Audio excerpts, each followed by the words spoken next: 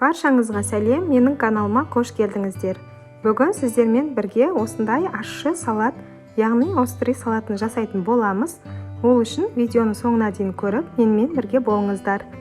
Бізге қажетті заттар: қызанақ, қияр, сәбіз, тәтті бұрыш, сарымсақ және соя тұздығы, суда піскен ет және дәміне қарай тұз, бұрыш, приправалар қажет болады.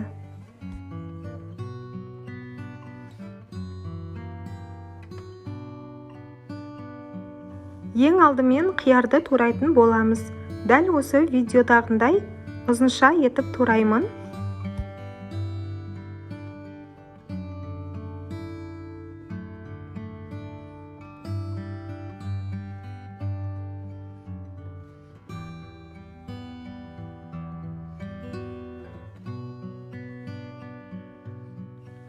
Одан соң қызанақты да дәл осылай ұзыншалап турайтын боламын. Бұл ащы салатымыз кез келген тағамның дәмін одан да дәмдірек ететін салаттың түрі. Дәл осы салат кез келген адамға ұнайды деп ойлаймын. Осылайша қызанақты да турап алдық. Оны да ыдыстың үстінен салып, онан соң тәтті қызыл бұрышымызды да дәл осы видеодағындай ұзыншалап турап алатын боламын. Менде бір дана қызыл бұрыш болды. Сіздер қызыл, сары, жасыл бұрыштарды да қоса турап салсаңыздар болады.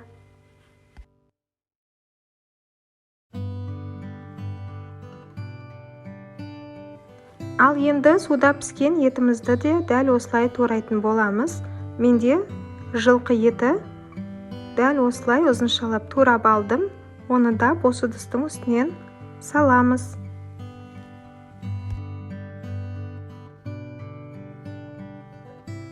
Және 2 дана сарымсақты осылай пышақтың көмегімен езіп, майдалап турап алдым.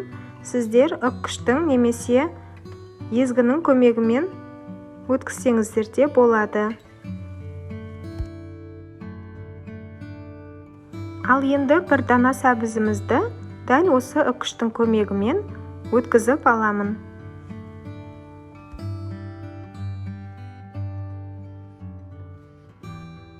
Осылайша сәбізді де өткізіп алдым. Ал енді сарымсақ пен сәбізді жаңағы ыдысыма саламын. Дәл осылай. Ал енді осының үстінен дәміне қарай дәмдеуіштерді де қосып аламыз. Менде паприка, тұз, қара бұрыш, кориандр және оның үстінен қызып тұрған 3 ас қасық күнбағыс майын құямын. Одан соң 3 ас қасық соя тұздығын салып, салатымызды жақсылап араластырып аламыз. Дәл осылай барлығын жақсылап араластырып алдық. Міне, осылайша ащы салатымыз дайын болды. Дәл осылай түсі де өте керемет, дәмі ерекше салат. Ал енді бос тәрелкемізге салатымызды салып, оның үстінен күнжітті сеуіп, салатымызды әрлеп, ұсына берсек болады. Кез келген тағаммен дәмдірек болатын және мерекелік дастарханның сәнін келтіретін салатымыз осылай жасалынады. Жасалу жолы өте оңай. Дәл осы видео ұнаған болса, қыздар, сіздер де жасап көріңіздер және төменге пікір жазып, лайк басуды ұмытпаңыздар. Ас болсын!